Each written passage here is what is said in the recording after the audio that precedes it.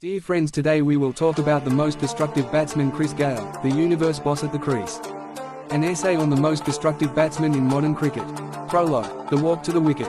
There is a particular moment in cricket that precedes all destruction.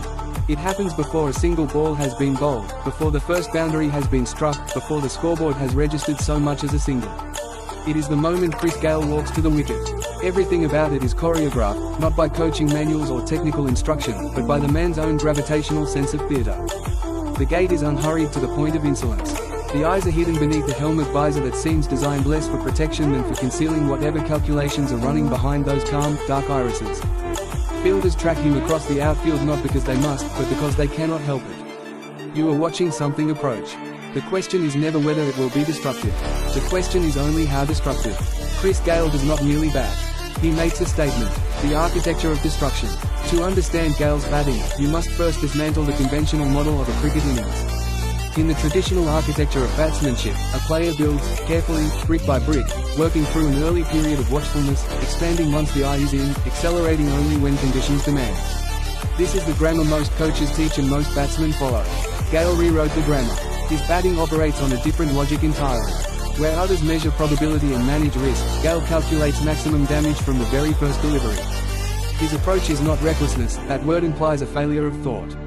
Gayle's approach is philosophy. He has assessed the geometry of a cricket field, the limitations of the human body in fielding positions, the psychological weight of pressure placed on a bowler from ball one, and arrived at a set of conclusions that most batsmen are either too orthodox or too afraid to act upon. The foundation of everything is the stance. It is open, almost confrontationally so, the front foot pointing fractionally towards mid-on rather than down the pitch. This is not a flaw. It is a design feature. The open stance gives him a millisecond of extra time to read length, and it opens up the arc of the onside, transforming what might be straight or slightly off-stump deliveries into candidates for the mid-wicket boundary. In combination with his immense physical reach, Gayle stands 6'3", with arms that seem to extend across a bowling crease. This means that deliveries which would trouble a smaller batsman are sitting comfortably in the hitting zone. The backlift is high and straight, the kind of backlift that batting purists respect, because it suggests the ball will be hit with the full face of the bat rather than scooped or shoveled. And yet what follows that high backlift is anything but orthodox, a swing that begins with extraordinary timing and ends with extraordinary force, a combination that sends the ball not just to the boundary but over it, well over it, into stands and hospitality areas and occasionally the car park beyond. The sixer's weapon and his art form. No discussion of Gayle's batting can proceed without confronting the six. Not the occasional six, the speculative hoist over long on that represents a batsman going against his nature, but the premeditated, architecturally intended, program-driven six. Gayle has hit over 500 sixes in 2020 cricket alone, a number so far ahead of any rival that the statistical table stops feeling like a competition and starts feeling like a monument to a single man's approach to the game. In the Indian Premier League, he is the all-time leading six hitter. In international T20 cricket, the same story. In the Caribbean Premier League, again, the same story. These are not accidents of volume or longevity. They are the product of a batsman who has placed the maximum risk, maximum reward shot at the centre of his method, rather than the periphery. His preferred zones for the six are telling.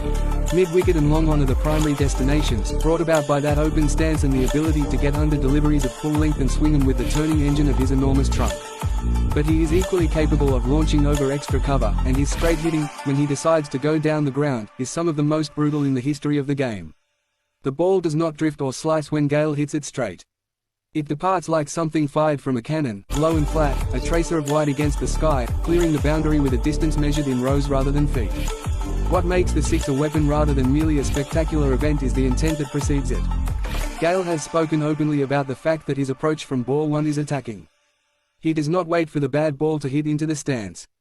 He manufactures the conditions under which a good ball becomes hit.